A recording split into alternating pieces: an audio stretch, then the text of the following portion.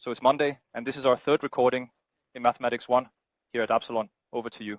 We're still revising some Mathematics B and A. So now let's see if we can remember differential calculus. I've just written some exercises here. Now I'll just show you how to solve them. You just need to find f prime x in these 7 exercises that I've come up with. The first one here, you only need to differentiate power functions. And you should also know that when there's a plus, you differentiate one, and then you differentiate the other. So you differentiate them separately.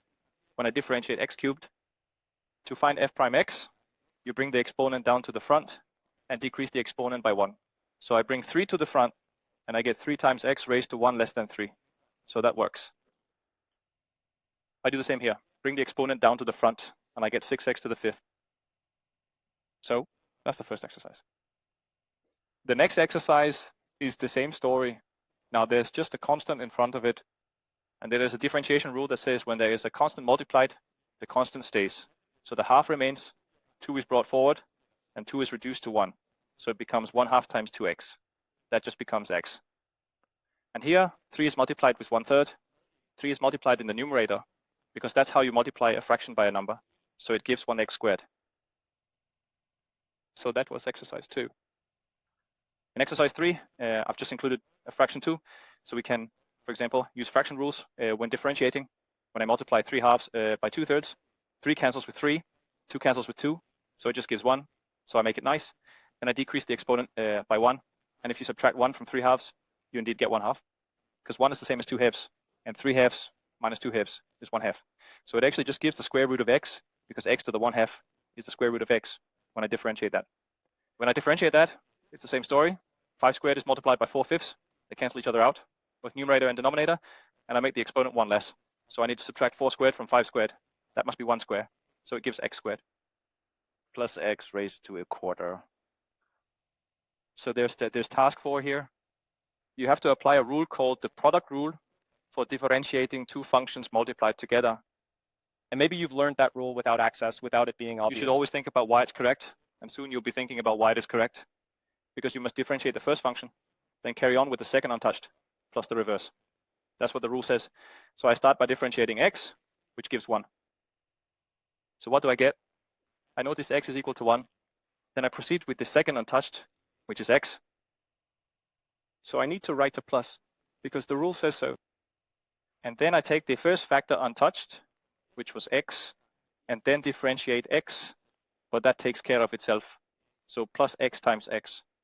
And here I see that x appears in 2 places. That's what we call a common factor. So if you want, you can factor out x. You can just draw 2 lines here, but you can also factor out x and write 1. Plus x in the parentheses. So that's the result there. Just like that. The Down next there, scene will cancel with cosine. Maybe someone remembers it's actually the tangents. The other way to write tangent. So actually, I asked to try to differentiate tangent. And here you have to use a rule called the quotient rule for differentiation. It's a little counterintuitive to think about. So maybe let's you've face learned something to sometime. differentiate the numerator times with the denominator untouched, minus the reverse, all of that divided by the denominator untouched and squared. That's something he's calculating. They'll try to do that. Merke x. First It's seen. The differentiated cosine gear. Cheers to the cosine too. Then I have to multiply by the denominator intact, but that is also cosine. So it will be cosine times cosine. Like that. And then I have to write a minus because they say I brew one when I must. Now I'll just write a minus. Then I have to take the numerator intact, that is seen, and then multiply what you differentiate. But cosine differentiated gives minus sign. And minus times minus gives plus. So I can quickly write plus there, and then I'll write times sign again. Lastly, I need to divide everything I've gotten here by the denominator squared. So it's cosine b into x. And then you might be able to see, here it says cosine brain plus sine brain. Last time we saw this is just repeating unit circles. This is one for any value of x. So there's confusion There's just one up there. So 1 over the cosine brain. And this is one way to write results.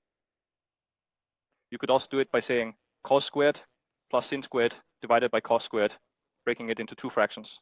Cos squared over cos squared gives you 1. And if I say sin squared over cos squared, then that's the same as tan squared. So you can also write it like this. 1 plus tangent in antiquity. And if you can't remember these rules, soon they will be unrepeated. Seriously though, this is just to see how well everything from high school stuck with us. So here's exercise 6. If we're supposed to find f mark x up here, we see that e raised to the sin of x is what's called a composite function, because you've taken a function and substituted it into the place of x in another function. You can see that sin of x is a function itself. It's been substituted into Euler's exponential function in the place of x. That's why it's called a composite function. When you differentiate something like that, we'll see in a moment when I start explaining why. You need to differentiate the outer function first with respect to the inner function. So I need to differentiate e in sine with respect to sine, and e in sine with respect to sine. It obviously results in e in sine. And then I notice the detail. I notice that it says sine up there. At first, I just think it says e in something. And e in something differentiated with respect to something gives e in something itself. That's the first part.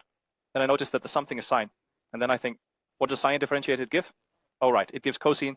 And you have to remember to multiply by that. And that's what we call multiplying by the inner function, differentiated. It's exactly the same method you use for the last one. Because when you differentiate the last one, you have to think that it says ln of something. And there's also a constant in front, which is -1. It's not so important because -1 is just a constant here, and a constant remains when I differentiate. So I can start by writing the minus. It stays. Then I need to differentiate ln of something with respect to something. And you have to remember that ln of something differentiated with respect to something gives 1 over that something. So it gives 1 over that something there, which was cosine. But we're not done differentiating because we realize that the something itself also has to be differentiated and multiplied in. And cosine differentiated gives minus sign. So I have to multiply by minus sign, The but pathways minus who is are plus. So I can just change that to a plus and write sign here. And then we know that you multiply numbers on a fraction by multiplying the numerator. So this becomes sine over cosine. And what we see now is that If you differentiate minus ln of the cosine of x, it actually gives tangent. So we've sort of miraculously found an antiderivative for tangents. This is the antiderivative for tangent. And what does that mean? It means if you differentiate it, you'll get tangent. So that was the warm-up. does anyone have questions?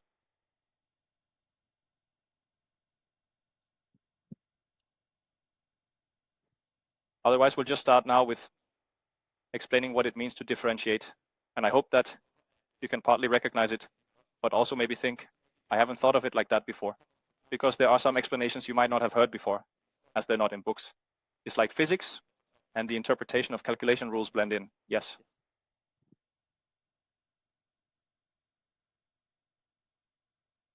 Is it okay if I start taking shots over to the other side? Yes, let's do that.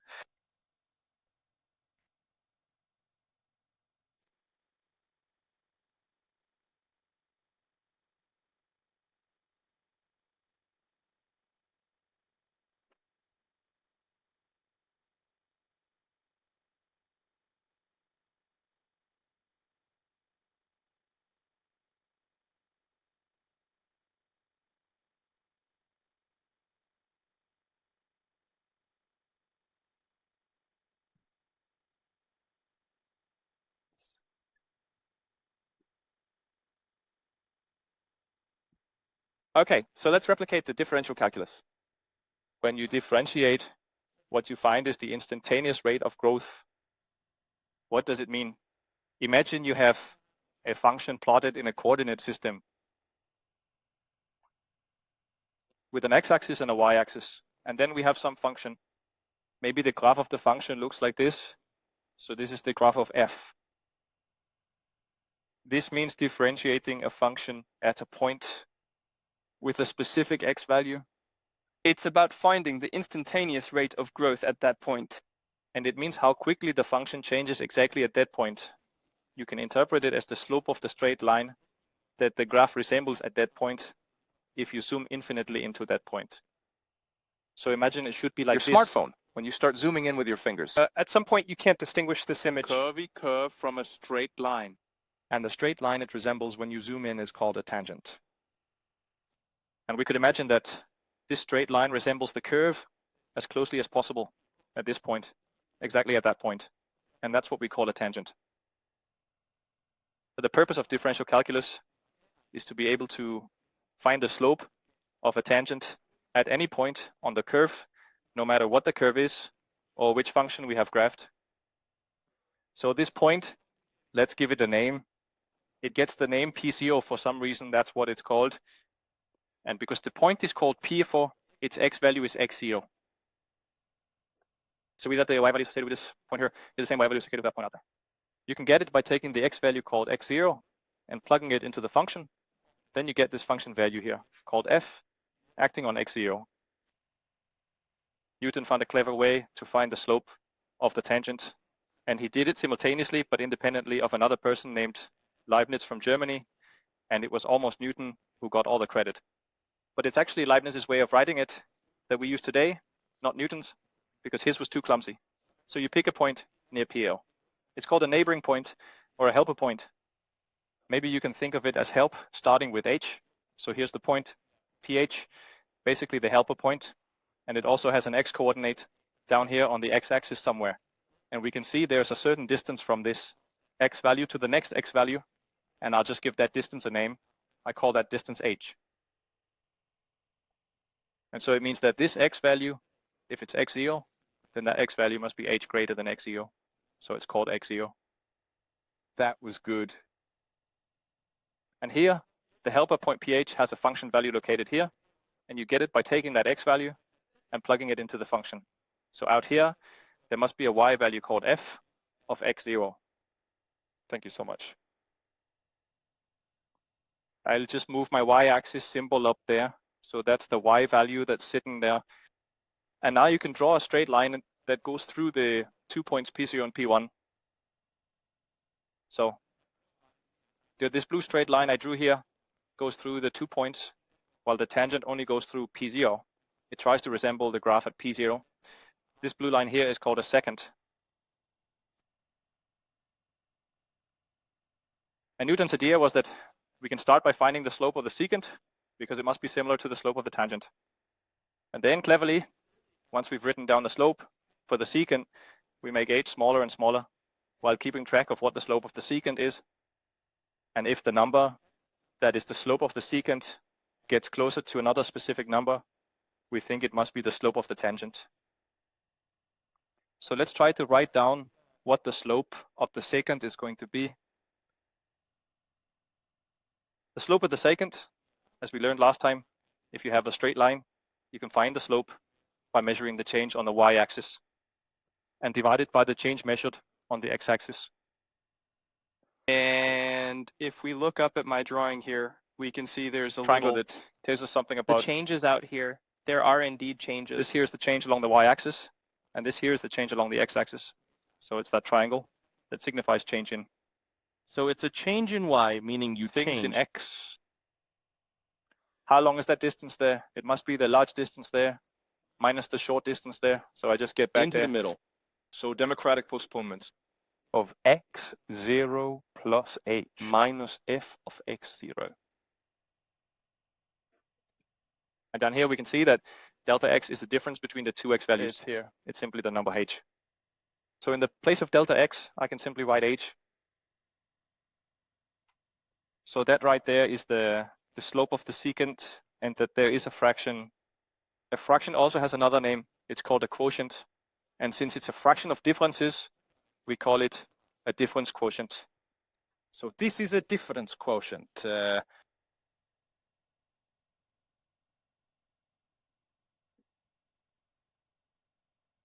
And it's spelled as quotient. It's just a difference fraction, and we call it a difference quotient because it sounds a bit fancier. And it's the slope of the blue line. But now you can imagine if I had chosen that auxiliary point pH a bit closer to P0, the blue line would have risen a little more, and its slope would have resembled the black line, which is the tangent, a bit better. And that means you can imagine letting h become arbitrarily small, what you call letting h approach 0, while keeping an eye on what this fraction becomes. So picture me calculating the fraction, seeing what it gives, then choosing a slightly smaller h and calculating it again, then choosing a slightly smaller h and calculating it again, while I keep an eye on the value of the fraction as I make h smaller. And if the value of the fraction approaches a specific number, that is one and only one number, it must approach only one. It can't be schizophrenic with multiple numbers. Sometimes you have a schizophrenic fraction. But if the fraction isn't schizophrenic, if it approaches one and only one number, then that number will be the slope of the tangent. So how could the graph look if that fraction was schizophrenic? If the graph looked like this, so right at that point there, you can imagine the fraction can't really decide what value it should have. It depends on whether I've chosen the auxiliary point to the right. So it's over here. So this is my point P0, and that's my point PH. There it is. If I let h go to 0, then I'll get a behavior that looks like this. But if I chose PH, so it's over here, then I'd get a behavior that looks like this. Then I'd have a schizophrenic fraction. And if you have a schizophrenic fraction, the function isn't differentiable at the point. And what does that mean? Geometrically, it means if I look at the graph, it needs to be smooth. There can't be any sharp breaks, or it's not differentiable where the sharp breaks are. So the action of the tangent, which was the black straight line that goes through P0 there, that's the straight line the graph resembles if you zoom in. The slope of it, you say, must be this number. It must be the number that this approaches as h approaches 0. So you write it like this.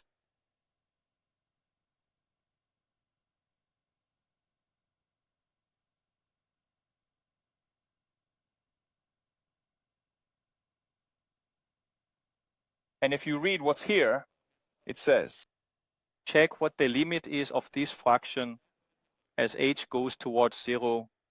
Put simply, calculate the fraction gear, then pick a smaller h. Calculate the fraction gear, then pick a smaller h. It's done infinitely. All the while, you keep an eye on whether all those fraction values approach one and only one number. If the values of the fraction approach exactly one number, then we say the function is differentiable at that point. Then we can determine the instantaneous growth rate, which becomes the slope of the support line. So this is precisely what's called f prime calculated, where x equals x0. And you actually get a new function from this if you do it at every point on the curve. If you, at each point on the curve, find f prime x corresponding to that point, then you get a new function. Namely, a function that, as output, gives the tangent slope if you input the x value corresponding to the point. So that means if I choose to stand here and get a new x value called x0 down here, I get a new slope. If I choose that point, I get a new slope. That point, a new slope. So every choice point has a slope. That's why it's a function, where the output of the function gives slopes and the input of the function is where I am on the graph. You could almost say that this is a function related to the original function. And how is it related? It's related in such a way that this function gives the slopes of all the tangents to that function. The process of finding this function is called differentiation, and it's said that the derivative function has been found. So f prime of x, it's called the derivative function of f of x.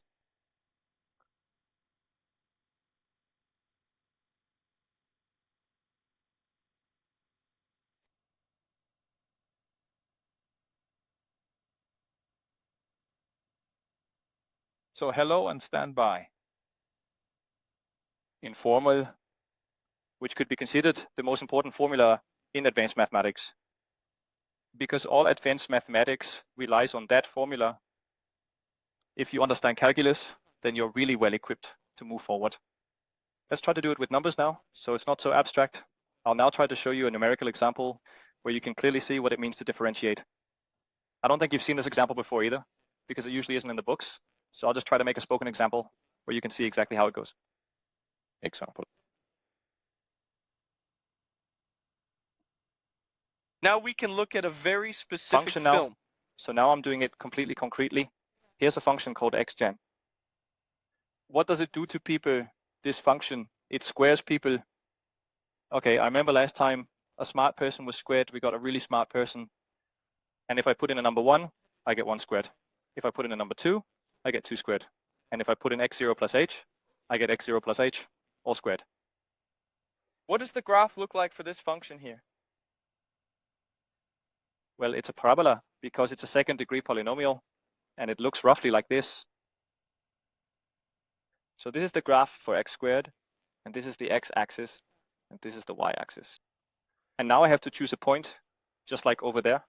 I did choose a point then, so now I have to choose a point on the graph. Pick the prettiest point I can reach. I imagine it must be the point where the x value is 1. The reason I think it's a nice point is that if the x value is 1, then the x value is 1.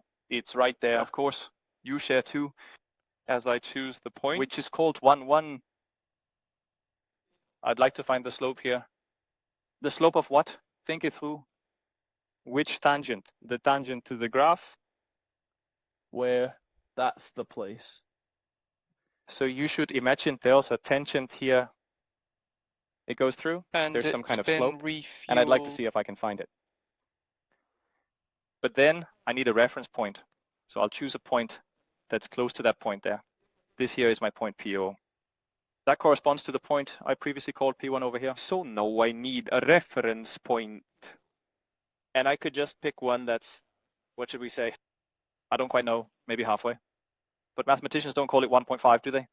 That's just what regular people do. We call it 3.5. Can you see it says 3.5 there, even if it's a bit small? It says 3.5. 3.5 is 1.5. So I've chosen a reference point that's in the middle. So one might ask, what does 3.5 give when plugged into the function? You can easily figure that out. What does f of 3.5 give? It must give 3.5. And there's a rule that says both the numerator and denominator must be squared. So it gives 9 quarters. 9 quarters out here. There's a y value for the reference point, which is called 9 quarters. And now I can start trying to find the slope of the blue line that passes through both the reference point and P0, like this. That was my second.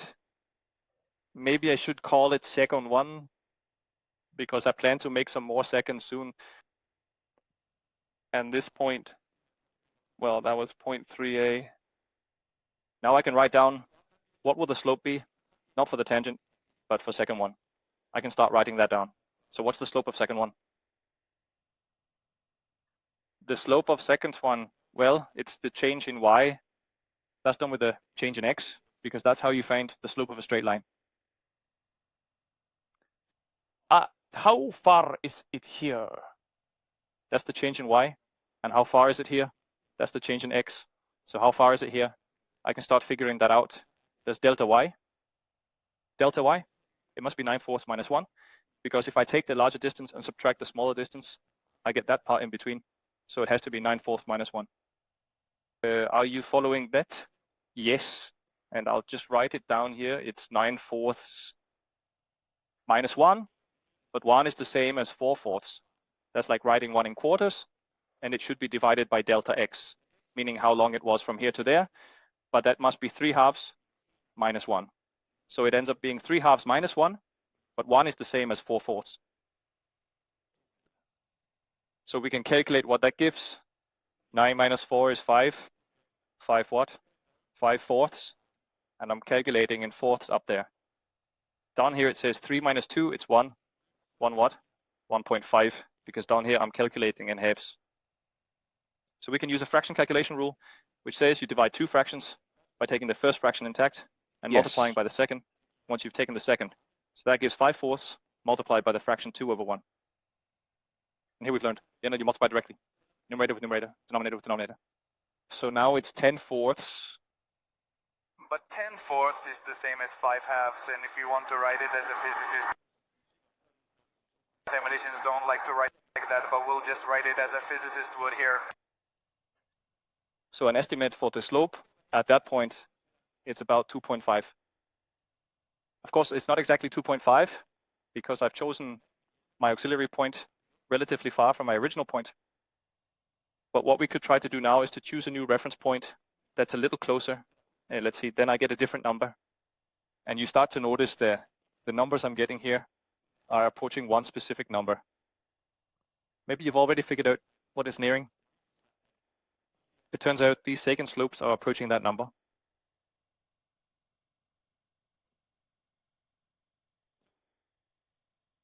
Because you already know that the derivative of x squared is 2x. And what was my x value?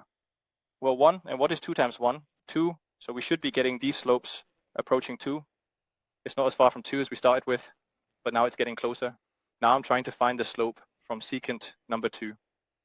We can call it AS2.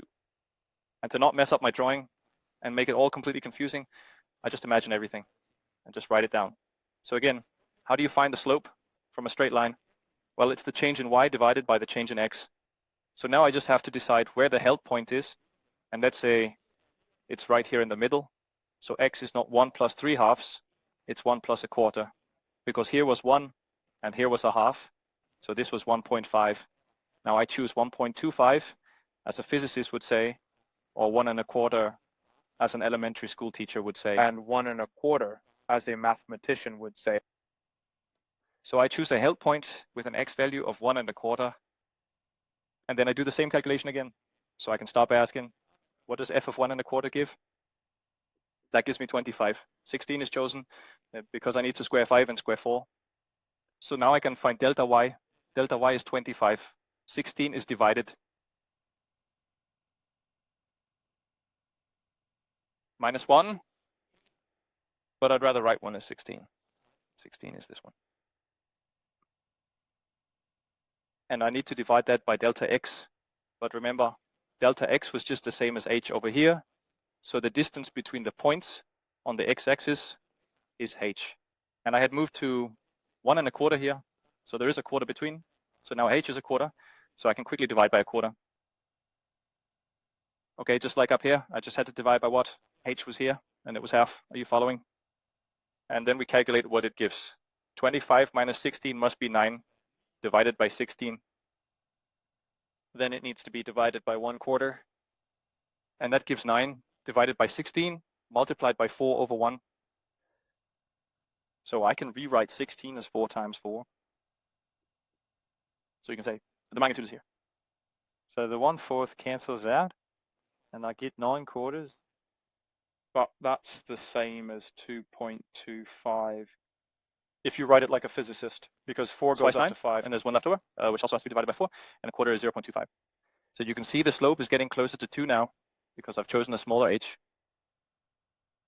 So what we can conclude is that the slope and the seconds, they're approaching. The number 2, we are getting closer and closer to 2. The smaller I make h, the closer I make the support point P0. And that's why we say that f prime, that one is equal to 2. And here I can remember thinking they were cheating the first time I went to a store. You can't just equate it with a train. It will never be a train. It can get closer and closer to 2, but it will never ever be exactly 2. So here's the trick. The slope of the tangent is by definition the number that we are approaching. And there's only one number we are approaching, and that's the number. So now there's an error involved in what we've done. No, it took me a long time to accept. There is no error in calculus. The error is 0. I thought there was an error because it never exactly reaches 2. But that's not the point. The point is the only number that exists, which the slopes are approaching, is 2. So we've squeezed away all possibilities for error. There's only one number the slope can be. So there is no error. And I took some time to grasp that because I thought it seemed wrong philosophically, but it isn't. It was because I hadn't fully understood what was being said. We define the slope to be the only thing we can. Why can't we set it to be 2.005, for example? Why can't we do that? It's because at some point, if I make h small enough, I will pass that number and get infinitely closer to 2. And since I can get incredibly close to 2, there's no choice. There's only one number that the slope can be defined to be, and that's 2. So I hope you can see that calculus is a process where you try to discover what is the only option for the slope of the tangent. And once you've found it, you define the slope as the only option there was. Does anyone have any questions about that?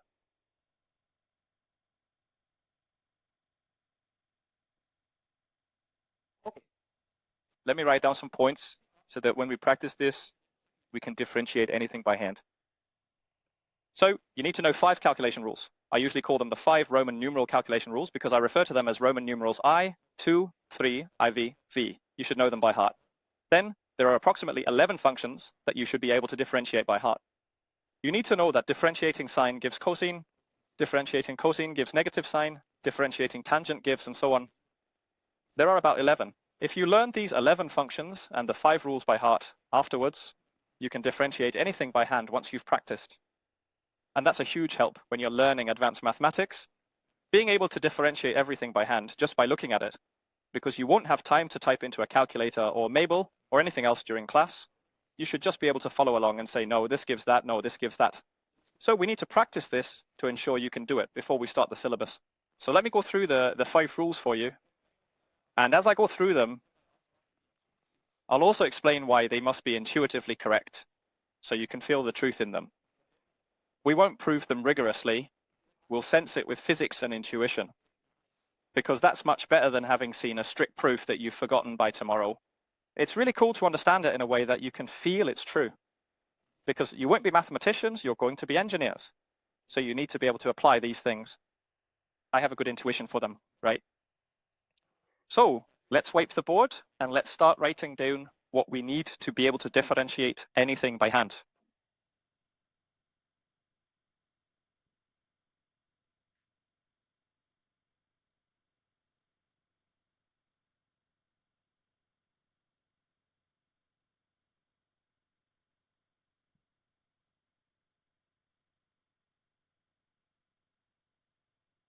And let's start with the 5 rules, the 5 Roman numeral rules that we just need to know. You should know them anytime. Even when we've been out and we're having a good time, I should step away, I tap on the table, and I should just say, that gives that. So here they come. 5 calculation rules. Here comes calculation, rule number 1. If you have 2 functions, either added together or subtracted from each other, and you need to differentiate them. The little mark means I'm now differentiating with respect to x. Here's what you do. You differentiate one function on its own. Write plus if that's what it was, and minus if that's what it was. Then differentiate the other function on its own. And why is it intuitive? Assume it must be that way. It's that because if you have 2 numbers you add together, then you ask, how quickly does that number change there? If now it's one number and it's another number, and for some reason they can start changing. These are magical numbers, suddenly changing. We call them functions. So isn't it clear that how fast the sum of 2 numbers changes must be the speed of the first number changing, plus how fast the second number changes? It's intuitively obvious. And in the same fashion, if there's a minus, how fast does a difference change? It must be how fast the first number changes, minus how fast the second number changes. So you can see, this rule is as intuitively nice as you might hope. If it didn't give that result, you'd really wonder about the fundamental calculations, I have to say. So that was rule 1 for differentiation. And an example of it was the one you just had before. If it says x squared plus x cubed, and you need to differentiate it. You differentiate it on its own, that gives 2x. And then you differentiate that by itself, giving 3x squared. And now you have the total rate at which this sum changes if you tweak x. So think of this as one number, and think of this as the other number. And you can see, if you tweak x a bit, then x squared changes. So it's a number that changes if x changes. And so it's a number that changes if x changes. And what we're measuring is, what's the sensitivity of the sum to changes in x? And there it is.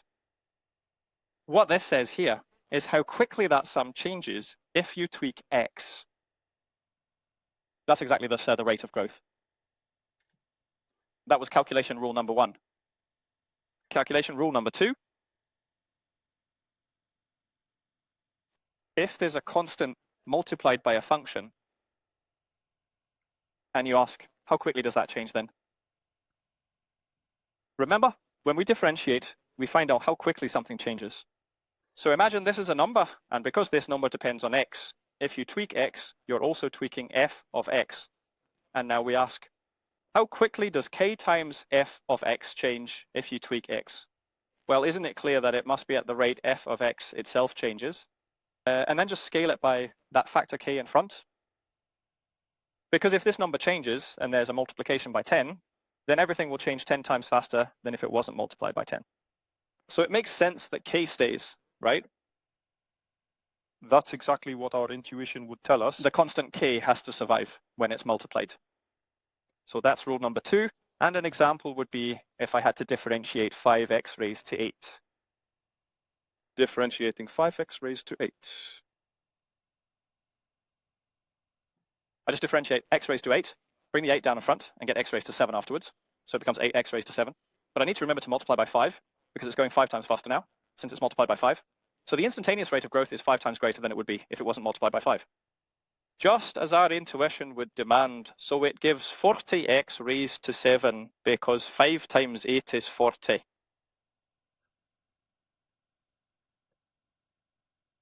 Now comes a rule where our intuition is a bit challenged, but it can definitely be explained intuitively. Rule number 3, and I usually apologize in advance. This rule looks a bit obscure at first, but you can understand why when you think about it. It states that if you have two functions multiplied together, you should also have two functions being multiplied. And you want to measure how quickly the product of the two functions changes if you change x. You can feel that this is what we're doing here. We think like physicists, asking how quickly does the product of two numbers change if you change the numbers. And the numbers also happen to depend on a new variable called x. So what we're really asking is, if you change x, how quickly does the product of f of x and g of x change? I'm not sure if you can imagine this, but I'll draw it in a moment so you can picture it. It must be the speed at which f changes multiplied by not changing g, plus how quickly the other changes. multiplied by not changing f. And if you can't see it yet, just wait for the drawing and you'll get it. So again, what does it say here? It says you should first differentiate the first factor multiplied by the second factor unchanged, plus First factor unchanged times second factor differentiated. And the physicist thinks, first I need to ask how quickly does one number change, multiplied by not changing the other number, plus how quickly does the other number change multiplied by not changing the first number? And why is that correct? Look here, imagine you have a rectangle here, Where one side length is f of x. and the other side is not, it's g of x. And you shouldn't expect to find this explanation in math books because it's never there. They've just proven it. And proving it is like a breakdown with algebra, where you just follow steps saying, agree, agree, agree, conclusions, so I must agree then. But you don't really know what you're agreeing to, you just know you agree. And that's the difference between thinking like an engineer or a physicist or a pure mathematician. I'm not saying there aren't any mathematicians who think that way, there probably are, A but it's physicist very wants vague. to get hands-on and understand and feel why it is like And that. that's true. And try to look at the rectangle. What does fxgx mean for the rectangle? Well, it's just longitude, which means the product is the area here. So what am I asking about? How quickly does the area of a rectangle change If you change the length and width, So I can just try to fiddle a bit. If you imagine that I just fiddle a bit, it becomes a bit longer here. Can you see now this a bit of extra area here? And that extra area you're seeing must be how quickly I'm changing the length. Time is not changing the width. And then I could try to change G a bit, so I get a bit more here at the top too. When that extra area that's up here, I haven't changed F, but I have tweaked G a little bit. And if I add the two together, I get the change in area. And the change in area is all about how much I mess with X. It's the rate at which the area changes if I mess with X. Now we can see that the formula must intuitively be true because it's exactly what the formula says I should do. So if we're breaking it down, imagine I have 3 times 2. It's a product of two numbers. And imagine a magical world where 3s, not just 3s, they start to change. And 2s, not just 2s, they also start changing. Now I ask, how quickly does 6 change if I mess with 3 and mess with 2? The answer is, how quickly do you change the 3, multiplied by leaving the 2 alone? plus how quickly does the 2 change, multiplied by leaving the 3 alone. And then I've got that formula. Some people agree. Sorry, because here comes rule number 4. And I might have to apologize twice because this one's a bit trickier. If you have a fraction between 2 functions called f of x divided by g of x, yeah. And we ask, how quickly does the fraction change? The following result comes, which you have to think pretty hard about to understand intuitively. So, I'll likely spend a whole hour on it. I've spent many hours thinking about it, and I don't have an explanation that's so obvious I can give it in just 2 minutes, but I can give it when there's time. If I have 2 functions and I divide them by each other, and both functions depend on a number we call x, how quickly will the fraction's value change if I tweak x? Just to get a little ahead of ourselves, let's hear this once. Are you with me that if f increases but f doesn't change, f is just constant, then the fraction will change only because f has changed? Are you also in agreement that if f grows and gets bigger, then the value of the fraction also increases because f stands in the numerator? And the bigger the numerator is, if I keep the denominator constant, the bigger the fraction becomes. So you can think of the fraction rule as consisting of 2 contributions. One part tells you how quickly the fraction changes if I tweak the numerator without changing the denominator. Let me just write down the rule and I'll try to break it down. First, differentiate the numerator, then multiply by the denominator untouched. Then you have to write a minus for a reason, which I'll explain intuitively in a moment. Then you leave the numerator untouched and multiply by the differentiated denominator. And finally, you have to divide the whole thing by the square of the denominator untouched. So again, if you need to change a fraction, what can happen? Well, you can change the numerator without changing the denominator. If you do that and the numerator increases, the fraction also increases. If the numerator decreases, then the fraction also decreases. But try to think about this. If you adjust the denominator without changing the numerator. So if now the denominator gets bigger, what happens to the fraction? It becomes. So that's why there's a minus now, because it pulls in the other direction. If the denominator gets bigger and the numerator doesn't change, the fraction gets smaller, and that's why there's a minus sign now. Surprisingly, the easiest way to understand this rule intuitively as a physicist is to split it into 2 fractions. So try taking that number and divide it by the square of the denominator. What does that give? It gives f prime x times g of x divided by g and x squared. And we can see that g and x cancel out with Yanne, because down here we have g and x times g and x. So it's a g and x code. And then I need to take that and divide by g and x on the other side. So it gives minus f of x. Now I think I just need to write it like this. Minus f of x times g prime x. Trying again.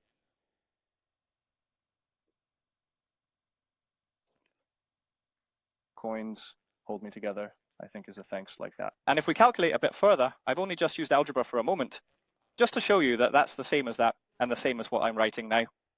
So we're left here with f prime x. And okay.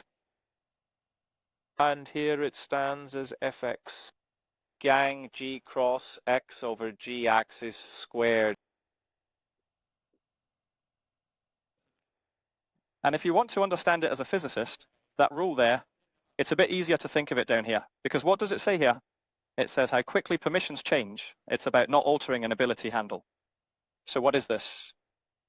This is the velocity contribution that comes if you change the numerator without changing the denominator. So the fraction will change this quickly here. Are you following? What if you change the denominator without changing the numerator?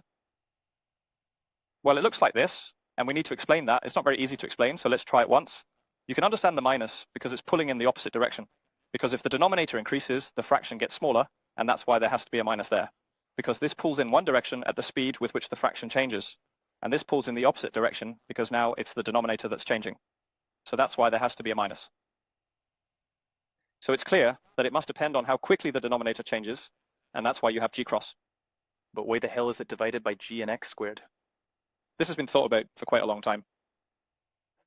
And you need to discover something. you need to discover that how quickly a fraction changes when you change the denominator does not depend on how large the denominator is compared to the numerator. Good to see you again. If I say 10 divided by 1, the result is 10. So now I'm going to adjust the denominator. There I'm you making go. the denominator Just a little bigger, so it becomes 2. Now it says 10 divided by 2. Now it's 5. First of all, you can see that when the denominator grows, what happens to the fraction value? It falls. And now you've understood the subtraction. But what I also hope you can see is that if I took 10 divided by 0.01, which gives what? 1,000. What happens then if I change the denominator as much as I did before? How much did I change it before? I made the denominator increase by 1. Can you see that? What if I let the denominator increase by 1? Then it says 10 divided by 1.01. Can you see it's very close to being 10? Can you see how much the fraction has changed? The fraction's value has changed from 1,000 down to 10,000, with just a relatively small modest change in the denominator he mentions. While the same change I mentioned over here doesn't result in much change. So that means changes in a denominator are scaled with the reciprocal of how large the denominator itself is. Because the smaller the denominator is, the quicker it changes the fraction coefficients in the denominator. The larger the denominator initially is, the less effect it has on the fraction when I change the denominator. And that's a kind of nonlinear effect, which is why it's a bit difficult to understand the GAC's brain. But I hope this gives you some intuition into why the formula looks the way it does. At least we understand the first part now. We understand the minus. We understand facts multiplied in a significant way. It's a bit hard to understand why it's exactly GAC squared. It requires a rather in-depth analysis to grasp that. So I'll skip over that. And I think I don't have enough intuition now to believe that I can accept it. So you need practice. And let's take an example of both the product rule and the quotient rule. So if I show this rule down here, it might be that it says x times e to the x. That was the example I had earlier on the board that you were supposed to solve. I differentiate the first factor, which gives 1 multiplied by the second factor untouched, plus the opposite. First factor untouched times second factor differentiated. Up here we can take the example. X divided by e to the power of extra. If I differentiate it,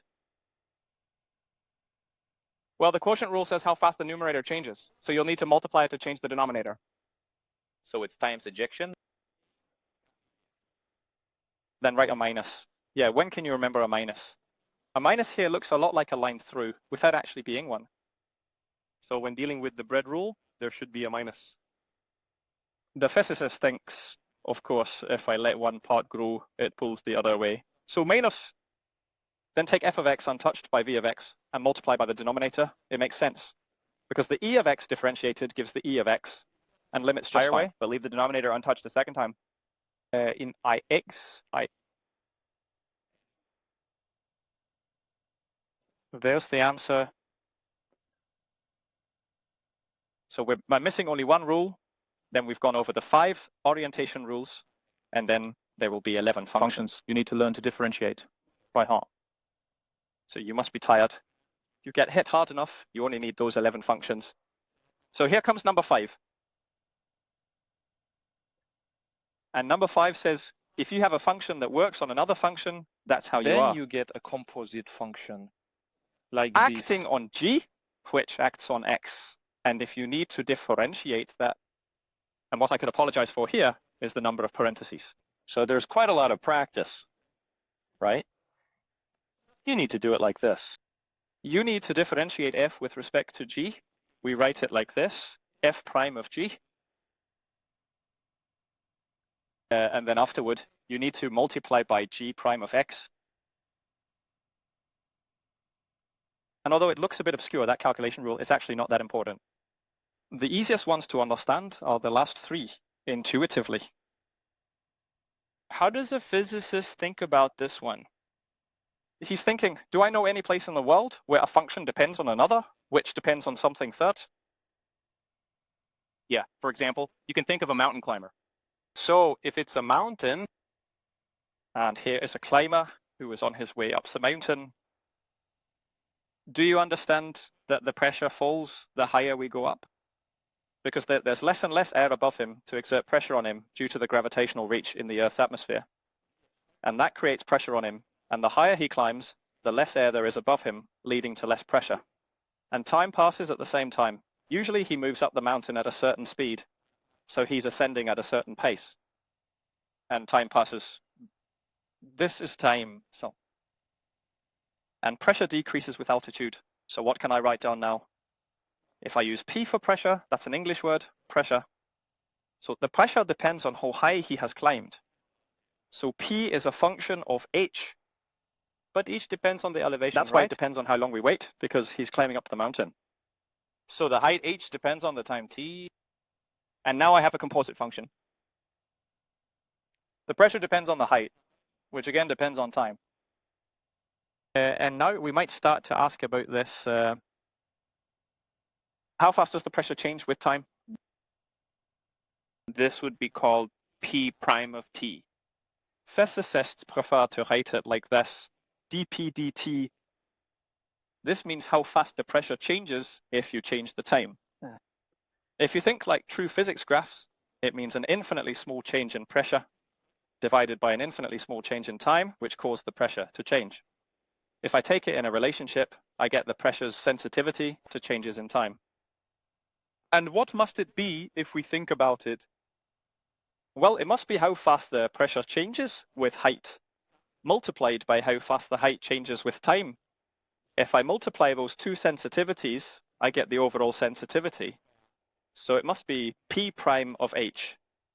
Multiplied by H prime of T. And on the mark of H, which physicists call, it is PdH.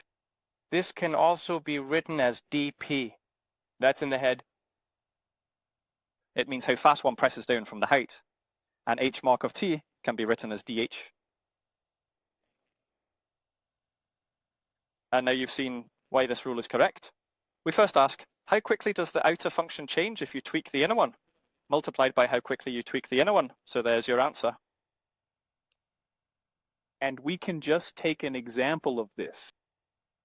For example, we can take the example I just showed you, called ln the cosine. Subtitles by Nikolai Winder. It's time for you again. So we ask, how quickly does the negative natural logarithm change to the cosine of x if you change x? And the answer is, how quickly does ln change to cosine? You actually know that answer. Afterwards, I'll get into how quickly cosine changes. And then I have the answer. So that's why it makes sense. The minus stays put. And that's the second It's all case, calculation rules. because it's That's a constant answer to -1 multiplied by, or -1 multiplied by, an answer to a constant multiplied by. So the minus stays. N of something. How fast does it change? 1 over something, you can prove it. So -1 over cosine multiplied by how fast the cosine changes if you tweak x, and it's minus sign. Minus times minus becomes plus, so it's multiplied by sign. And then you have it. That gives the thought. So if I ask the physical question, how fast does negative ln of cosine to x change? If you tweak x, then the answer is the thought to x. That's how fast it changes. Differential calculus, if you can do it but have no idea what it means, is 100% worthless as an engineer. I remember when I became an engineer, there were people in the final project room writing some calculations, and one of them asked, what the heck does it actually mean when you differentiate? And I thought, whatever, it was late, but it was cool to have it asked while we were still students, right? Because if you don't know what differentiating means, why do you do it? But it means how fast something changes if you mess with something else. So it's a kind of sensitivity. I always think of it as a speed, because speeds don't have to be measured in meters per second. They can also be measured in Tesla per meter. How many Tesla does the magnetic field change per meter as I move away from the magnet? That was also a speed. So we need to broaden our understanding of the concept of speed. Let's take a break, and after the break, I'll go through about 11 functions that we just learn without differentiating. We can't prove them all. We might prove 1 or 2 to show how it works. And then we'll practice it. I'll write lots of problems on the board. and we'll practice in class and solve them on the board. Enjoy the break.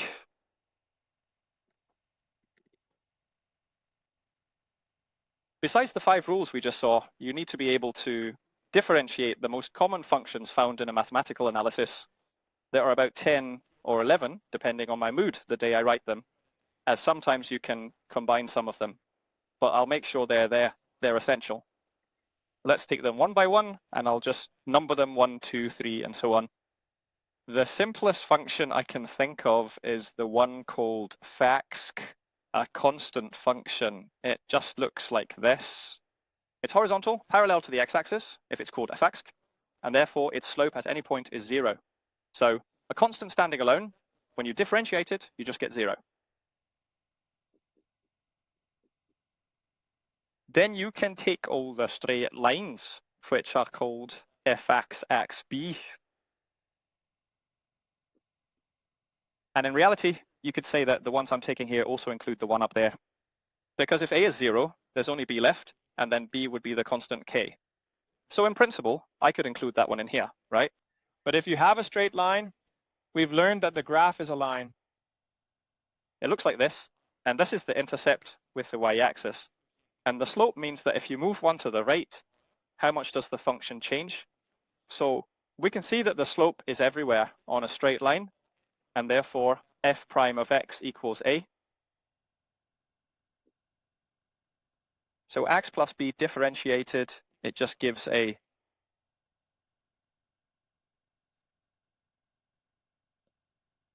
Then there are the functions called x raised to some exponent n. And I can't quite draw a graph because there are infinitely many of them, namely one graph for each All choice. values 1. But there is a rule for how to differentiate x to the power of n, which I'll just share with you. And it's called multiply n down in front, meaning multiply the exponent in front, and then raise x to an exponent that is 1 less than n. So the answer becomes n times x raised to the power of n minus 1. And with this one, you have to be careful commenting on the same as the next one. Because if you have a function called f of x, it's equal to a to the power of x. So that's a completely different type of function. This is called a power function, and this is called an exponential function. And an exponential function is like something to the power of something, just like there's something to the power of something up there. But note that here, the variable is the base, but down here, the variable is the exponent. And that makes a huge difference. So here, you should never just move x in front and subtract 1 from x. Yes, that's not allowed. Or at least it's not correct. So notice x here. It makes sense by itself. A to the power of x makes sense by itself. But you have to remember to multiply. Announce Natural it then. logarithm of that number, that's there. So we need to get started with a natural logarithm of a. And if that number happens to be Euler's number. So I get a rule that I could easily write down just as it is, which I'm doing now, but in reality, it's included in this one. But I'll write it down anyway, because it's nice to see it on its own, right? Especially because it gives such neat results, right? If f of x is equal to Euler's number to the power of x, well, then f prime of x is still Euler's number to the power of x. So you have to multiply by the natural logarithm of Euler's number, but that just gives one.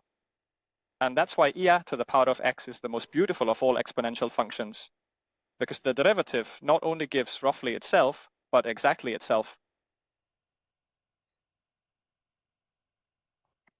Then there's the twin of e to the power of x.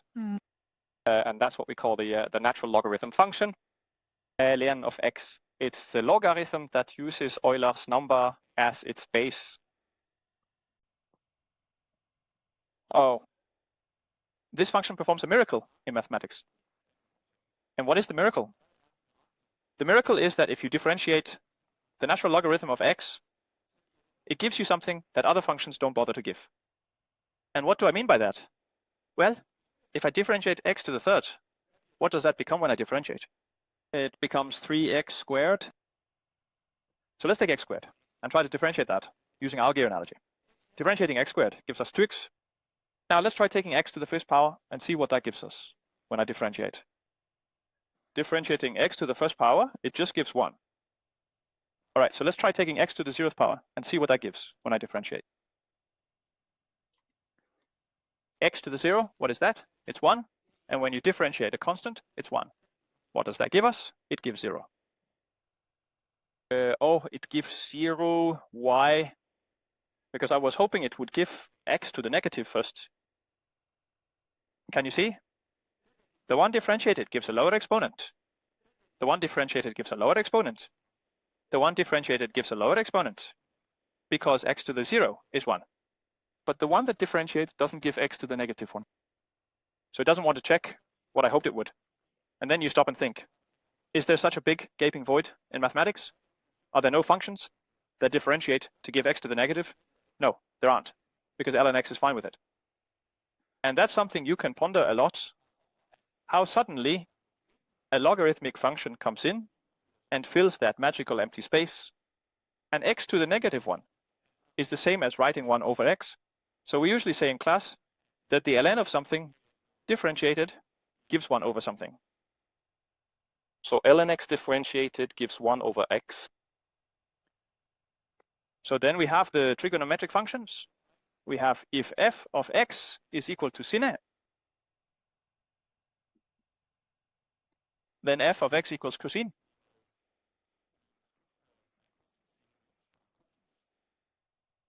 Notice there's no sign change when I differentiate sin. Sin differentiated gives straight cosine. If I have cosines and differentiated, then there is a sign change. The cosine differentiated gives negative signs. And if you have trouble remembering that, there's a little helper rule you can draw for yourself. I'll just draw it out here so you can see it. If you have the unit circle here. Oh, it's so frustrating practicing this. We keep messing it up. You can imagine that here lies the cosmos. Here I place a sin. Here is negative cosine. And I'm writing it a bit sloppy. I can't even write cosine of what? I'll just write cosine, because it's just a memory aid. And down here it says negative sin. And then you might think, if I differentiate sin, what does that give? If I differentiate cosine, what do I get? Negative sin. If I differentiate negative sin, what do I get? Negative cosine. If I differentiate negative cosine, what do I get? Sin. So if you differentiate, you just go in this direction. Differentiating is what mathematicians often call d dx. That means I'm differentiating with respect to x. And I just go clockwise. And if you integrate, you can just go in that direction. And then I can just write an integral sign. So every antiderivative of cosine is sin. Every antiderivative of sin is negative cosine. Every antiderivative of negative cosine is negative sin, and so on. Are you with me? It's really nice to draw it out, so you can always see if you forget. Then there's number 9. It's tangent.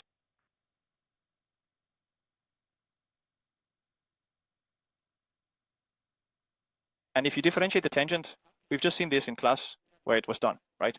That's what gave 1 over cosine chain, or 1 plus tangent chain. So we can write here, that marks x. It becomes 1 divided by cosine chain to the x, and it's the same as saying 1 plus tangent chain to the x.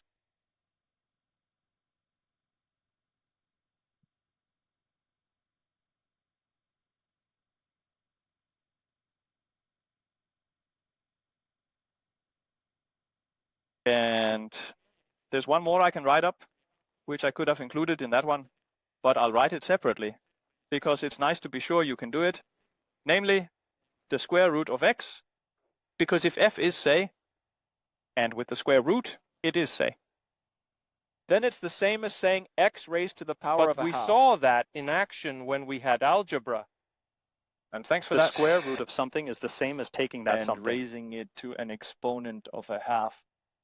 And we know this one, where you differentiate is written here. Multiply the exponent in front, then multiply the growth raised by the exponent 1 less. So that means if I just use that rule, I can find f prime x. It results in 1/2 multiplied in front. And then multiply x raised to the 1/2, reduced by 1. And reducing 1/2 by 1 makes it minus 1/2. And then you can use algebra on it, because this is the same as saying 1/2 times 1 divided by x raised to the positive 1/2, as we learned in algebra. We learned in algebra that 1 over a to the nth is the same as a to the minus nth. So you can see that the minus becomes a plus, but that costs me, since it goes down in the denominator of a fraction, where 1 is in the numerator. That's the algebra from here to there. But x to the 1/2 is the square root of x, and then I can multiply numerator with numerator, denominator with denominator. So I can rewrite this to 1 divided by 2 times the square root under x. And that's usually the case. We usually say that the square root of x differentiated gives 1 over 2x square root of x. That's also good to memorize. Here are the most important 10 functions to differentiate in your head. And if you learn them by heart, along with the 5 calculation rules, then we're all set. Sometimes I end up writing one out, which I have put into a single one here. Sometimes I also write approach on it, sometimes, but it can be written as a sum of power functions. Yeah, that's the mood I was in today. Okay, let's write a whole line of assignments and pause the camera while it's raining. Then we can start it again when I solve one on the board. So now I'm just writing a bunch of assignments so we can practice it.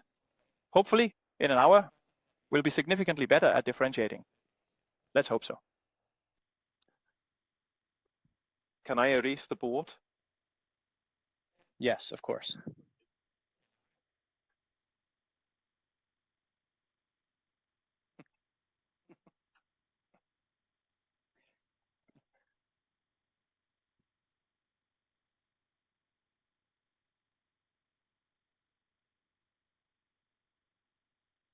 The better we get at differentiating, the easier it is to learn integration. And the better we get at integrating, the easier it is to solve differential equations. And it's easier to be an engineer. A lot of engineering subjects use differential equations.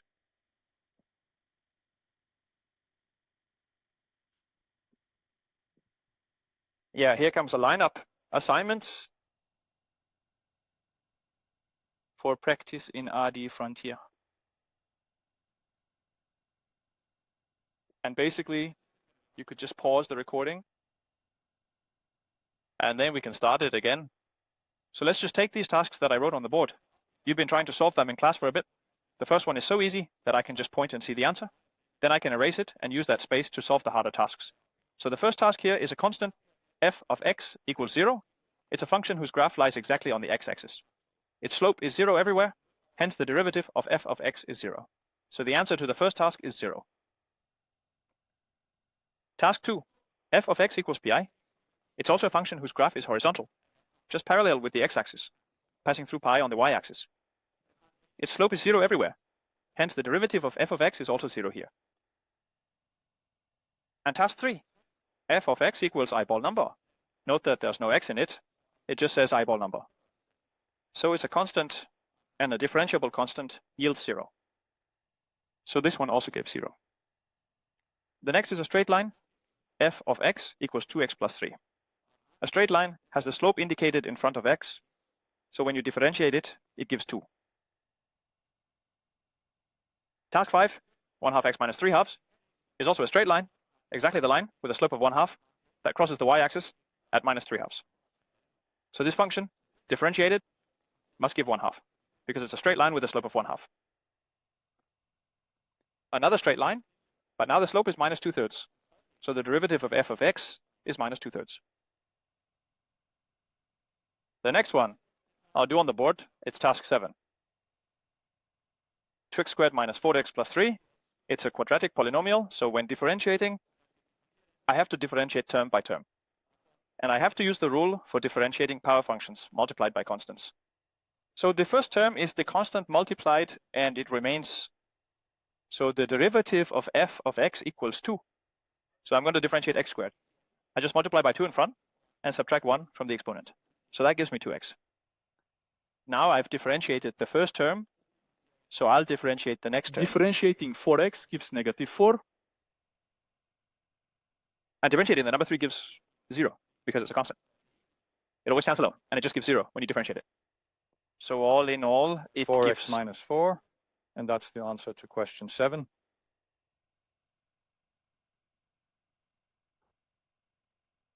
notice the word There it says, for example, in plus the x chart. 1 times x minus 1. But that's the sum of two numbers times the difference of those same two numbers. And It last is a time I learned plus.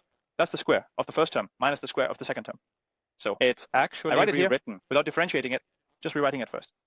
And if I just do it, I find that, for example, can be rewritten as x squared minus 1.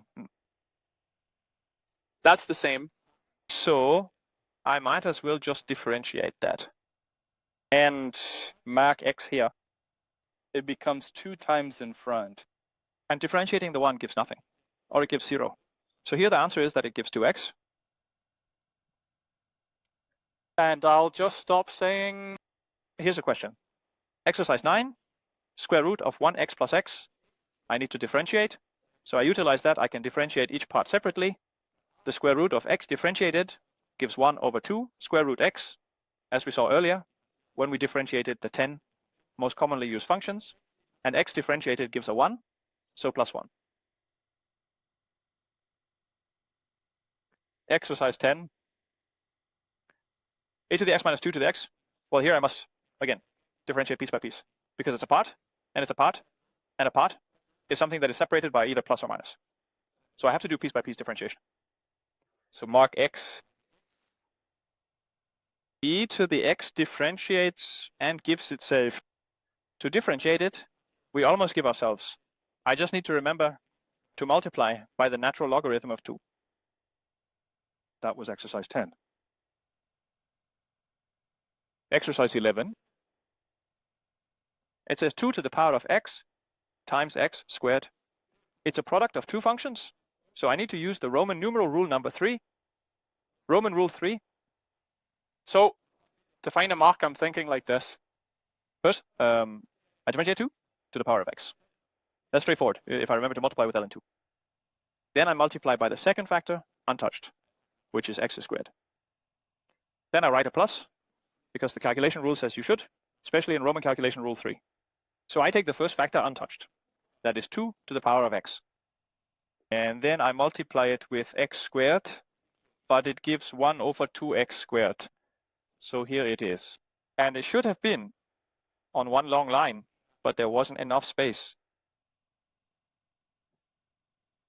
So I've done all the exercises up to number 11, so I guess I can delete all these. So I can tackle exercise 12 here. In exercise 12, it says it's ex minus sign times. So it's the same rule. Product rule waves. So to find f prime of x, I get ex differentiated, which is straightforward, multiplied by sign unchanged. So it must just be sign plus the reverse, ex untouched, times sign differentiated, which gives cosine. And then I'm done.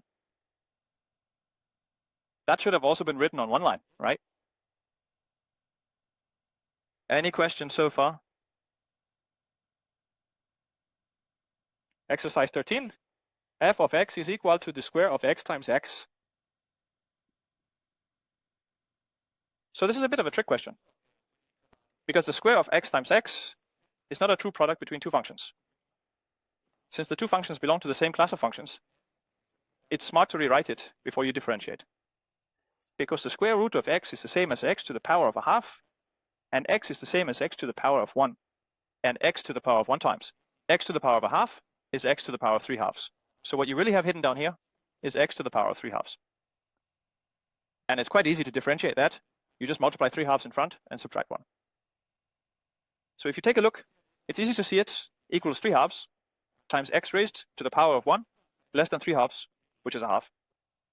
Trick question 13. So now I can erase tasks 12 and 13. And dear Fjord. No, well, it's the same old dodging. This is not a true mix between two independent functions. They can be rewritten into just one thing. Because here it really says x to the power of 1/2. And here it really says x to the first power, which is the same as 2 halves. And then I have to subtract the exponents from each other. 1/2 minus 2 halves is negative 1/2. So when I differentiate it, what do I get? I multiply the exponent negative 1/2 down in front. And I raise the exponent 1 less than negative 1/2, which is negative 3/2, and then I'm done. So we also have 14. If you use the fraction rule, then you get the right result. Possibly. It depends on if you calculate correctly, but you can get the right bamboo breadcrumb. And then you can reduce it down to that thing. What are you working on? Calculate a piece first, and if it ends correctly, it's still good. We like that best. So that was exercise 14. Exercise 15. It says 2x plus 3 over x squared plus 1.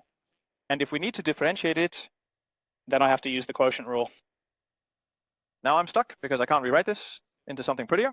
It's two functions, each living their own life, divided by each other. So I differentiate Okay, and the randomly. multiplication with the denominator is untouched. What does that give? It gives 2 times x to the n plus 1. And note that you have to write parentheses around x to the n plus 1, because when I differentiate that up, I get 2. And it must be multiplied by the whole denominator. Therefore, we have to put parentheses around the whole denominator. Then I write a minus sign, because it resembles more of a fraction line without being one. And I'm working with fractions.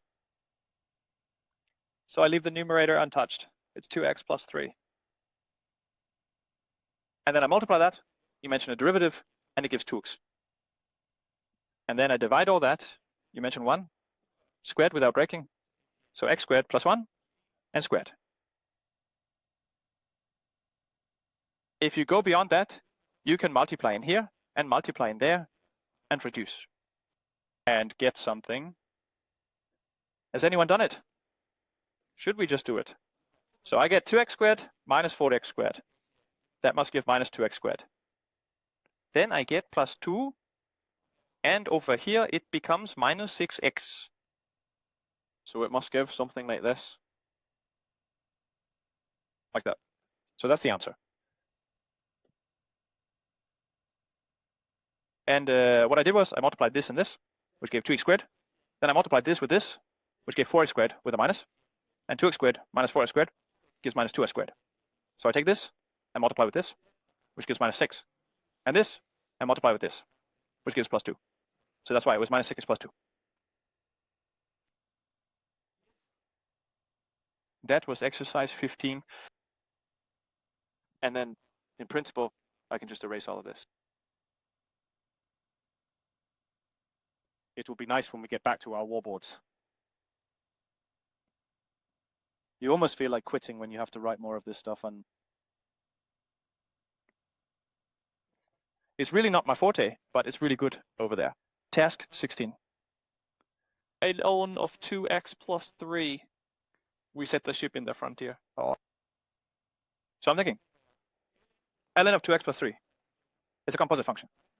How can you tell it's a composite function? You can tell because it doesn't just say ln x, where it normally would just say x. You've put a whole new function in its place. So we call it a composite function. You can also think of it if a function acts on another. The case here is because ln acts on a new function called 2x plus 3. So if there's a function acting on another, it's composite. It might also be that a function acts on another, that acts on a third, and that acts on a fourth. We'll see that in the last task. So to differentiate it, I need to start from the outside. I'll put on a welding mask that makes me blind to details. I can't see any details. I just see it says ln of something. And ln of something differentiated gives 1 over that something. And that's something over 2x plus 3. Then I flip up the welding mask to see a bit more clearly. And I can see, oh, it really says 2x plus 3 as an inner function, which I need to differentiate. I just do that by 2. Because 2 times x plus 3 is a straight line. And if you differentiate it, it gives you 2. And then you can multiply 2 in the numerator if you want. So overall, I get 2 divided by 2x plus 3.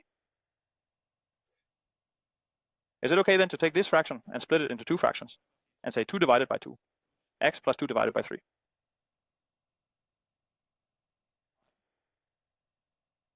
Wrong? That's illegal, man. Look here at how wrong it goes if you do something like that. Do you agree with me that is the same as 4 divided by 1 plus 2? That was pretty accurate, right? Also, look at another idea here. Shouldn't it be the same as 4 divided by 1 plus 4 divided by 2?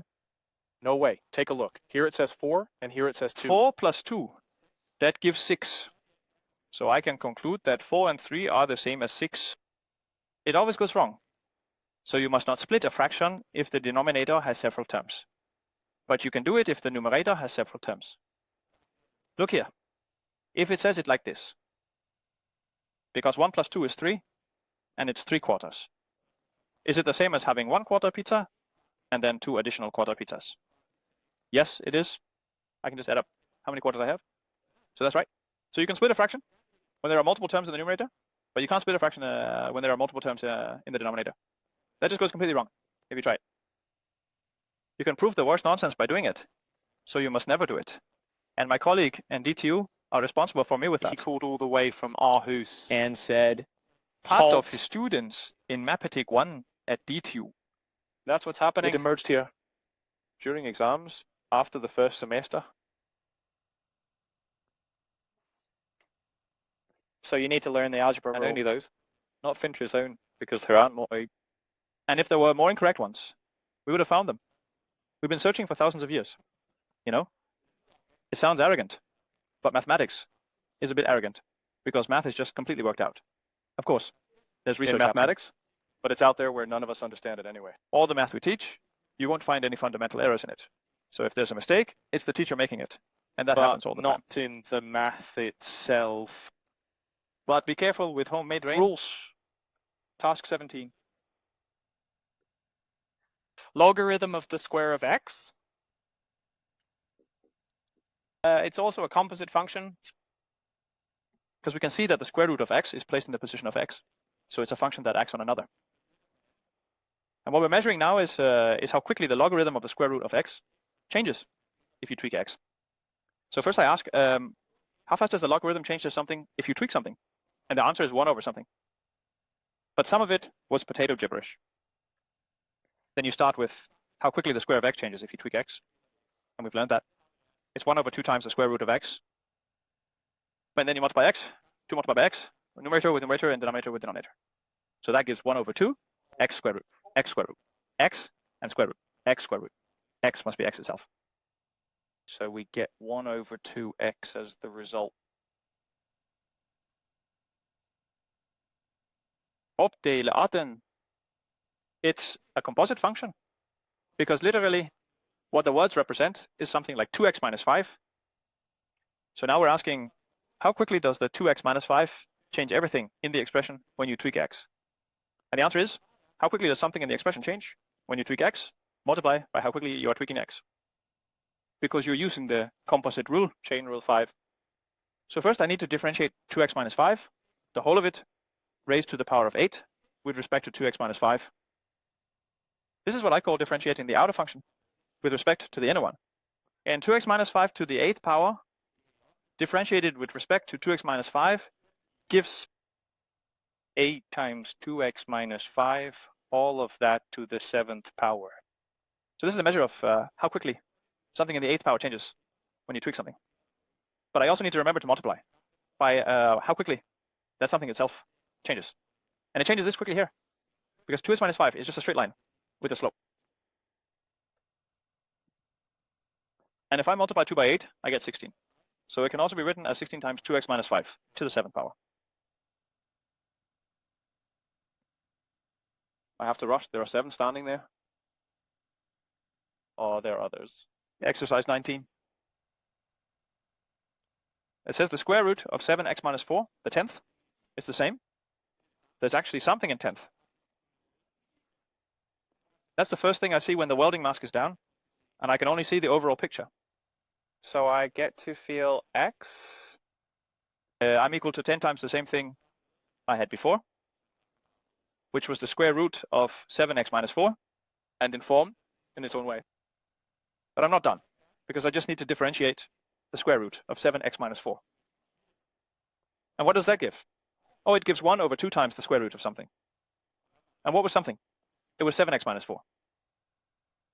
But I'm not done. Because it's a triple composite function, since there's another function under the square root sign. So I need to ask, how quickly does it change? It changes by a factor of 7, because 7x minus 4 differentiated gives 7. So I also multiply by 7. So it's like if I say 10 times 7 and multiply in the numerator, Something with 70 appears there. Times the square root of 7x minus 4. I am Nina divided by 2, and then I could just write 35. And then times 7x minus 4 under a square root sign here, and then I can actually reduce the 9 down to 8, and then let that one go out. So I end up with something with 35 times the square root of 7x minus 4, the deer.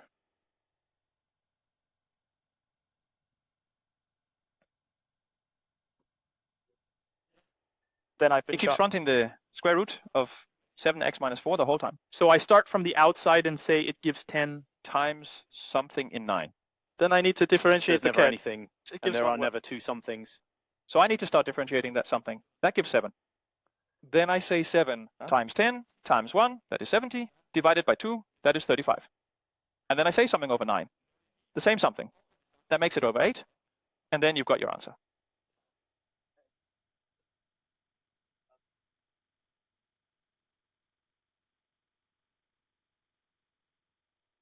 Yeah. So Well, then we're ready. we can also do it like this. 7x minus 4 to the 5th. That's right too. Then we get 5 times that to the 4th. And it's the same as that, because this again is half and half times 8. Yes. And exercise type.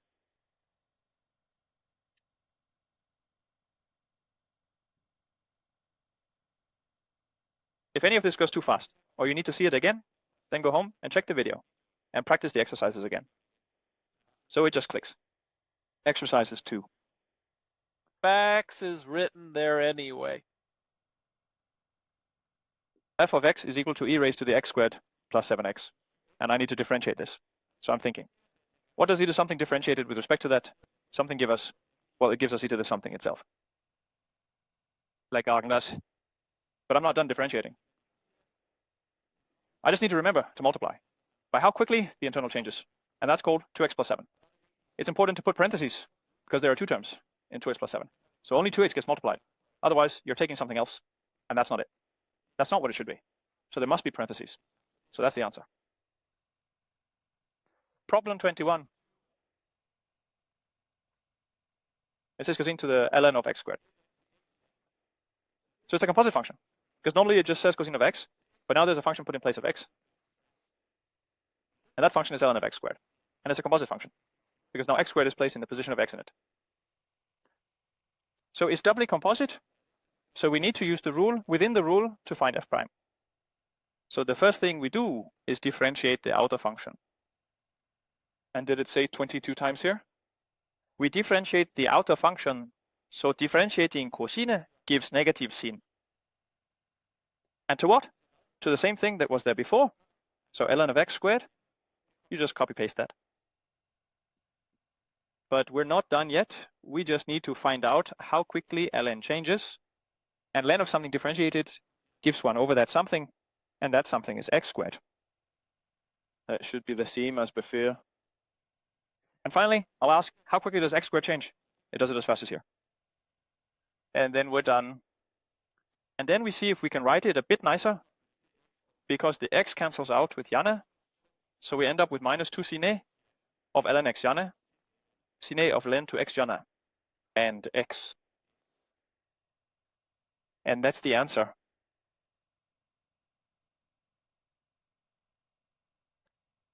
So let's take the last one. And now it's not because the physics around us is full of functions that look like this. You can see this is put together to learn how to differentiate. I once had a girl in an exam who was incredibly smart. She always sat reading Japanese comics when we were in the shop. She didn't bother to listen. I thought she didn't get it at all. But she did. She only spoke up when I said something wrong. She would correct me right away. I thought, damn, she's sharp. She spotted a reasoning mistake I made on the board. And when she walks into the exam, out of 13 people, 12 had already got top marks. And the examiner said, now there's no one else who should get a 12. That can't be right. And I thought, here's trouble, because she's really talented. But I couldn't tell him that, because I wasn't allowed to give him a heads up. So I thought,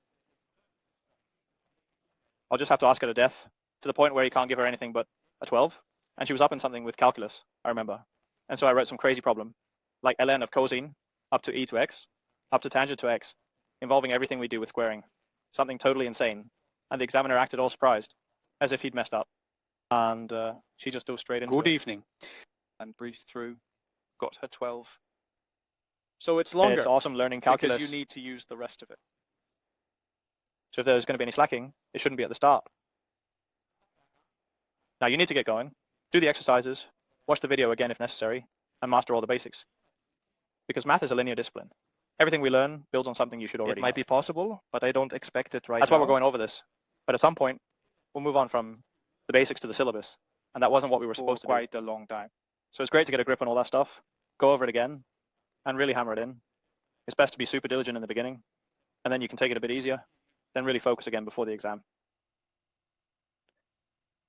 Okay, problem 22. It says the natural log of cosine of sine of x to the third, and we need to find f prime x. So we start by differentiating the natural log of something. It gives 1 over something. So I get 1 over, the same as before, of course, cosine of sine of x cubed. From cosine to sine of x to the third. But I'm not done. I have to remember to multiply by how fast cosine changes to something. It does that with a factor of negative sine of that something. So I just multiply with negative sine of that something. Of what? The same as before, sine of x cubed. So it ends up being negative sine of sine A. Looks kind of funky.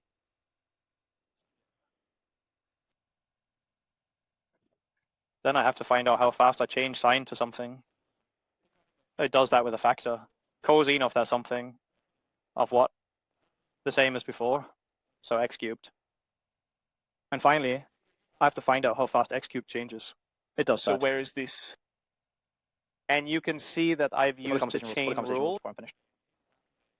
Start from the outside, and then I just go straight through until I've gone through everything. So again, what am I thinking? ln, and it's something over something. Good evening. And it's something with minus sine, and it's something with cosine, x to the third, and it's something with 3x squared. Then we put it all together. So if you can manage those calculators backwards and forwards,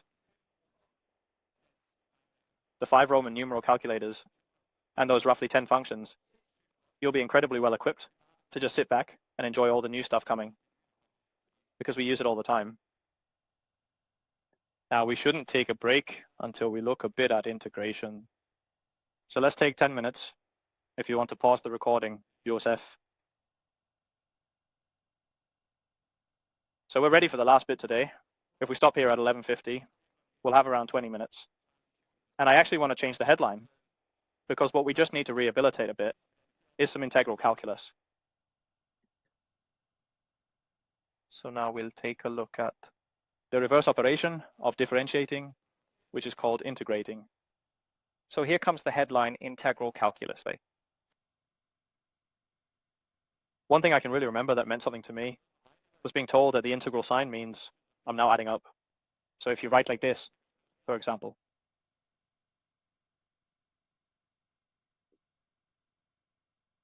it means that I'm summing up now, because the integral sign is a long stretched S, which comes from the word sum. But the thing is, when it's integrals, what you sum up isn't finite numbers. If you sum up finite numbers, it looks like this.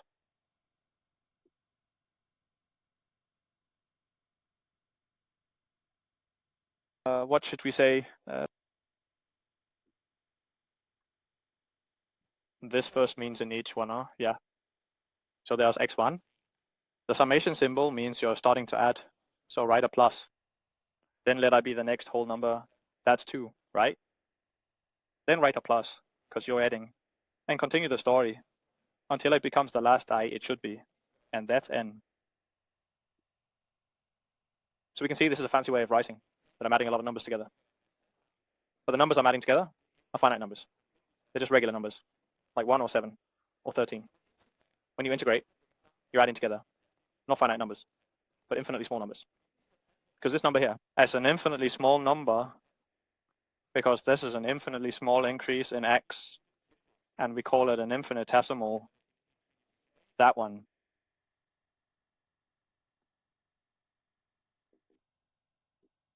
TCMA, good luck with it. And you should think of it as infinitely small. But I see the symbol dx, don't I also?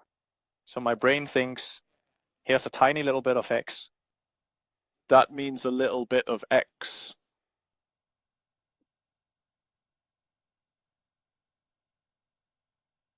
And suddenly some things begin to make sense when you hear it. For example, if you have a lawn seen from the side, this here is the earth. And out in the lawn, you've driven a stake into the ground, a wooden stake. Let's say you drive another wooden stake into the ground somewhere else too, and the two stakes stand with a distance between them of x. So here is x. And x could then be a number. It could be 10 meters, for example. Now you can imagine you take the distance between the two stakes here and chop it up into lots of small bits, x. And you keep making divisions until all these small bits x here are infinitely short. So such a tiny bit of x here. Now I've drawn it so you can see it. You should imagine it's infinitely small. It's a tiny bit of x. And now one could write it like this. What do you get if you then add up all these little bits? So it's not so strange. If I add up all the little bits, I get a whole. So the integral of dx is equal to x. And suddenly you can see in a new way what it means. The miraculous part is that adding up a whole lot of small bits of something relates to calculus. This might come as a surprise. It certainly did for me, that it's connected to calculus. Let me try to explain it. What does it mean if you write the integral from a to b of f of x dx? Well, you could take that f of x in there and just rewrite it, because f of x is what you get if you differentiate. I was. Alex. Capital F means an antiderivative of lowercase f. What's an antiderivative? It's a function that, if you differentiate it, you get the function it was the antiderivative for.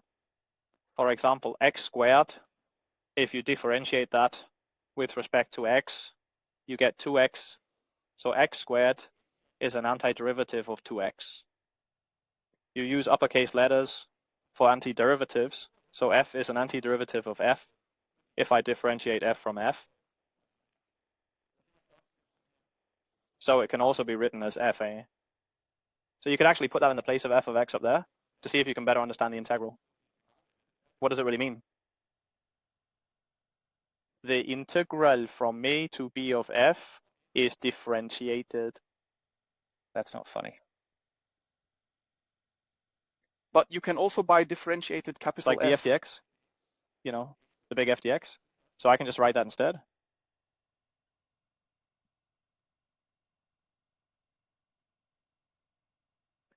Oops. If I divide by dx and multiply by dx, they'll cancel each other out, right? So what this means is there's something that needs to be summed up. I start at A and finish at B. And what I'm summing up are lots of bits of big F. It's a bunch of bits of big F. So what is big F? It could be anything. To help you understand, let me give an example. What if it was a tower? If I want to know how tall the Eiffel Tower is, imagine I'm going to draw it. Here's the Eiffel Tower. I don't know exactly how to draw it, but it looks like this tall, weird tower. That's the Eiffel Tower. If I need to measure the height of the Eiffel Tower, and all I have is an altimeter that can measure, let's say the water level's down here. That's the sea level, and here's the Eiffel Tower. Hopefully it's built a bit above sea level. So I can stand here with an altimeter and measure the distance from where the Eiffel Tower is built to the sea level. That's one measurement. But I could also somehow magically stand here and measure the distance out here. Are you following me? Like I could be in a boat at sea level and shoot up to something stretched out at the same height as the Eiffel Tower to measure. That measures too. See, now I can measure the height of the Eiffel Tower by taking the big height measurement and subtracting the small height measurement. So to completely subtract it, I get the height of the Eiffel Tower. Are you in on this? It turns out that such an integral here just gets 2 digits apart from each other. So just know that there's a way to measure the height and sensitivity to the abyss, where I measure from the top of the Eiffel Tower to the sea surface. And then I measure from the sea level where the tower is built. If I subtract the smaller number from the bigger number, I get the height of the Eiffel Tower. But you can also do it another way with just the yardstick. Imagine you start down here, and then you go up the Eiffel Tower, up the stairs with a yardstick, and every time you take a step up, you just mark how high it was and write it down. So you take a step, measure how far it was, and write it down. Take the next step up, measure how far it was, and write it down. And then you add all those steps together. All those small steps together will give the height of the Eiffel Tower. And here, I add all those small steps together. I start at the bottom of the Eiffel Tower and finish when I'm at the top. But there's another way to calculate it. It's just a matter of taking capital F measured at one point and measured at another point. So it becomes capital FAB minus capital FAA. This corresponds to one height measurement, and this corresponds to the other height measurement. So what we're dealing with here in math is that there are two ways to measure the height of the Eiffel Tower.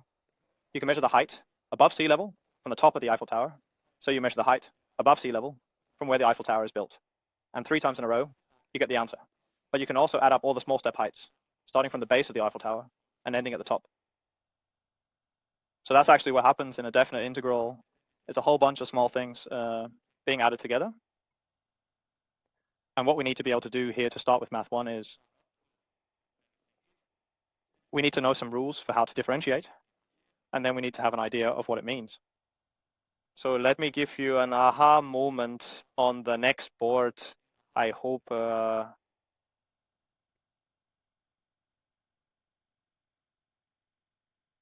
we're going to take a picture.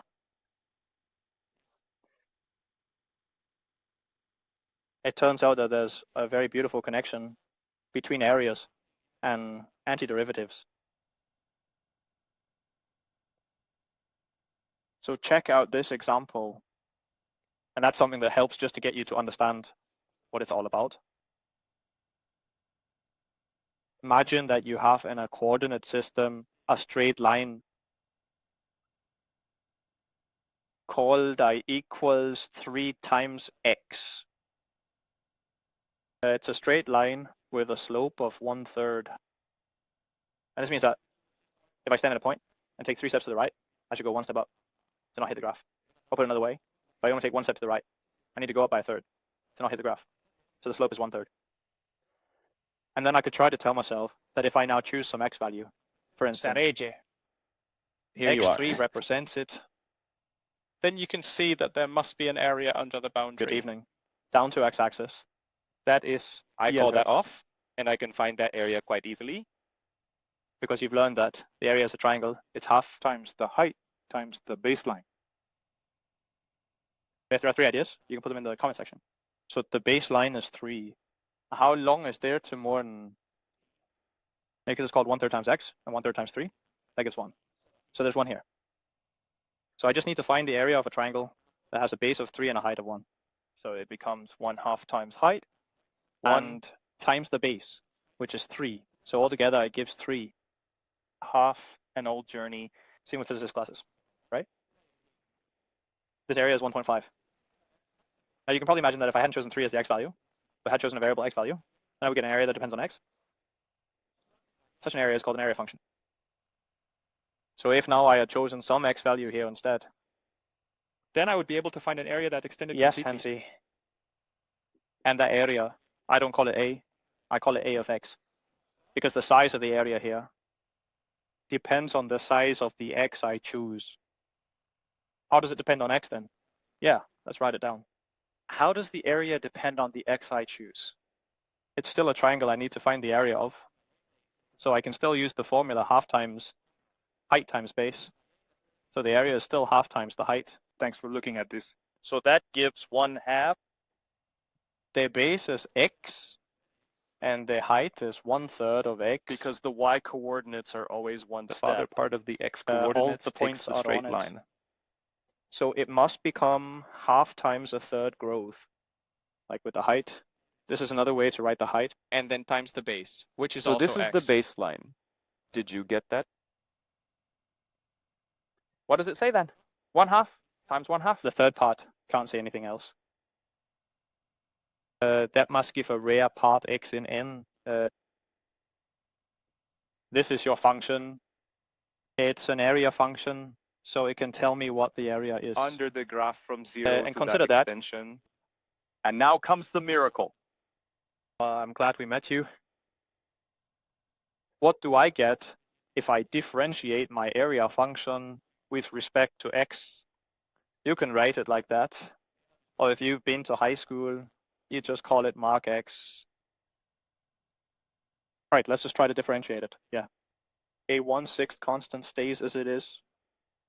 X squared differentiated gives 2x. 2 times 1/6 makes a third. That gives 3x. And then you stop and think, have I seen the function 3x recently? Sweet. A 3.1 xt function is selling. Okay, just try to hold on to how crazy this is. It would be especially crazy if it always applies. Does it always apply? So it's particularly crazy because what I've shown is that differentiating the area function gives the function itself. I show this with an example where you can clearly see it because we calculated it with the area of a triangle. If it was always true, then we've stumbled upon a tool that's insanely brilliant. The tool is that if you want the area under a graph, you just have to find a function that, when differentiated, gives you that function. Then you can find the area under the graph. This applies even when the function doesn't look as neat as a straight line, like this. For example, if the function... And you're asking, how much area is there up to x? How much area is there here? Then the answer is, there is a function that can tell you the area function, and what you can be sure of is that it's an antiderivative. Constant function. And it's super cool that it's the case. Because if you can find areas bounded by strange curved lines, then you can also find volumes. Just spin that set of points around the axis, and suddenly you can also figure out how much fuel is needed to travel to the moon. We make an appropriate integral.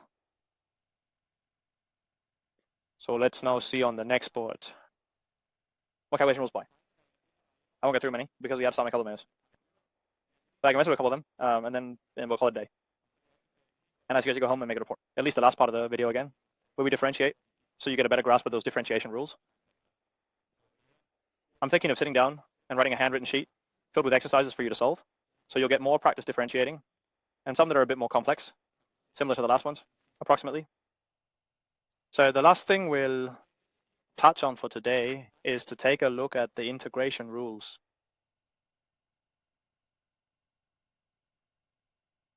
And we can start with Roman numeral 1. When you have to integrate two functions that are added or subtracted from each other. Thankfully, the rule is that you can integrate them separately. One by itself, and then the other by itself. So you integrate f by itself. If there's a plus, that's what you write. If there's a minus, that's what you write. And then you make another integral where it's g. In the same way as you differentiate with respect to something, you can also integrate with respect to something. Oh, mortals rule number 2. If you need to integrate a constant multiplied by a function, fortunately, you can factor out the constant outside the integral. So you need to put outside, and then you just integrate f.